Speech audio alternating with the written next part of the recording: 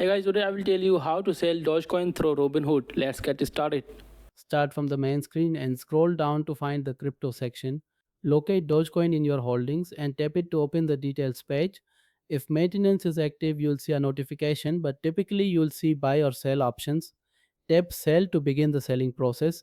If you want to sell your entire Dogecoin balance, simply tap sell all Doge.